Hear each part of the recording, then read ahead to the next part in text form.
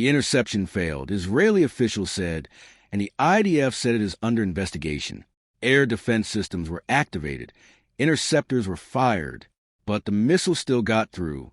An Iranian ballistic missile with an estimated 500 kilograms warhead, according to the Homron Command investigation, struck a residential neighborhood in Beit Shemesh, a city near Jerusalem, on Sunday afternoon.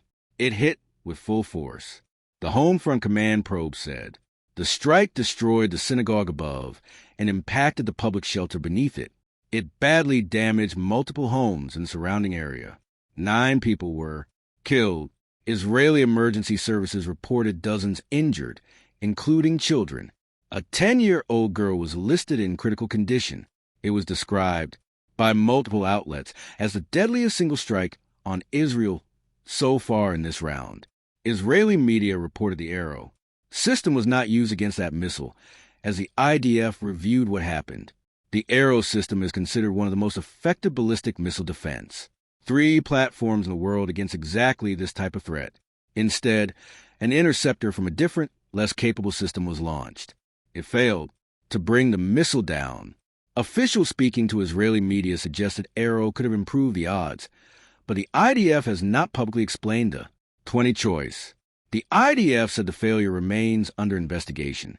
An official stressed there is no policy to limit the use of interceptors and noted that Iran had so far launched fewer than half the number of missiles it fired during the first 2 days of the June 2025 war. Security officials also said Iran had adapted its tactics since the previous campaign, launching missiles from more distant locations and dispersing fire, rather than relying on massive simultaneous barrages.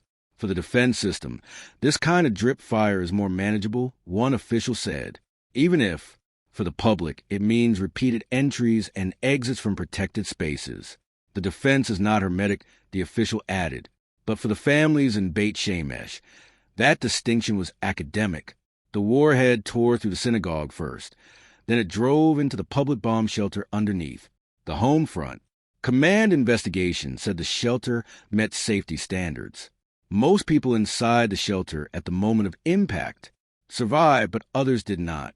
The missile carried a 500 kilograms warhead. No civilian shelter is engineered to survive a direct hit from that magnitude. Jerusalem District Police Chief Deputy Commissioner Akalam Peld said that as far as he knew, the majority of those killed had been inside the shelter when its roof collapsed. Officials said many of the fatalities were in or near the shelter area, with others caught outside as they tried to reach cover. The distance to protection was only 30 to 50 meters. Authorities and Israeli media named the victims, including 3 teenage siblings from the Bonin family. Israeli media reported a mother and daughter were among those killed, including a volunteer medic, whose emergency vest was found buried in the rubble. She had gone to the shelter with her children. 2 of them were rescued alive and taken to Jerusalem hospital. Israeli media also reported a mother and her adult son among the dead.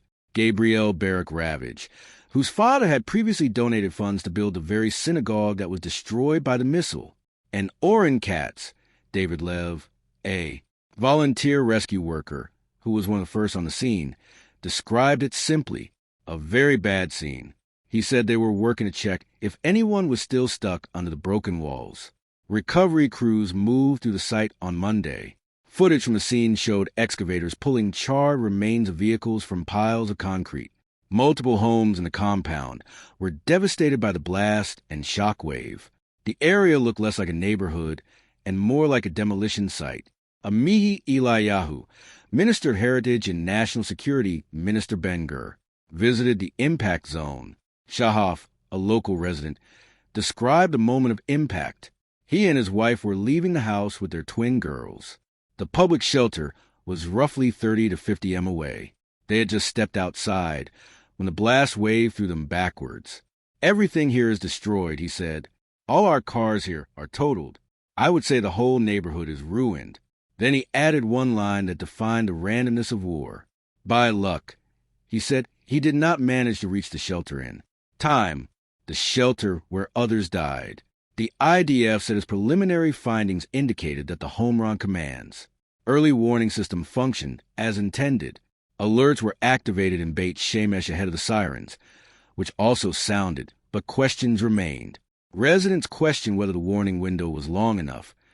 Even as the IDF said alerts functioned as intended, the warning window can be brutally short, with ballistic missiles turning even a short distance to shelter into a race. Some of those killed were on their way to the shelter when the missile hit directly. Shelters are not always nearby, and air raid sirens could sound at any moment without certainty that the next one will be the last. The timing was not random. Iran increased its volume and pace of ballistic missile attacks toward Israel on Sunday after officially acknowledging the death of Supreme Leader Ayatollah Ali Khamenei. He was killed in the opening moments of Operation Roaring Lion on Saturday morning, killed in the opening strikes. According to Iranian and international reporting, Iran confirmed his death later, and the pace of salvos intensified afterward. When the coordinated, retaliatory barges began, the scale was comparable to the worst rounds of the June 2025 war. Sirens sounded across the country from the Galilee to the Negev, Tel Aviv, Jerusalem, Haifa, Beersheba, the Jordan Valley. Drivers stopped inside highway tunnels in central Israel to take cover.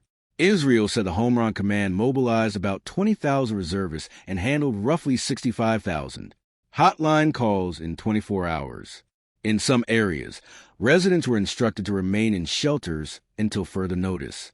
Elsewhere, during the same barrage, Israeli media reported a warhead landed in an open area not far from Jerusalem's Old City. In Beersheba, 19 people were injured after a separate missile impact. A school roof was damaged in central Israel.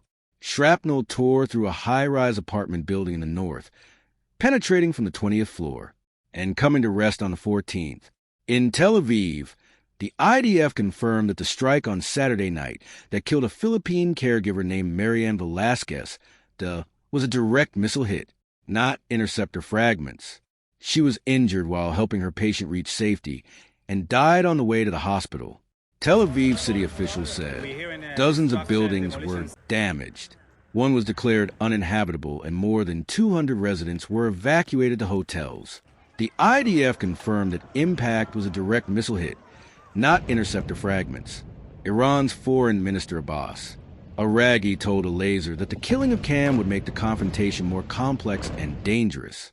We have no restrictions or limits in defending ourselves, he said.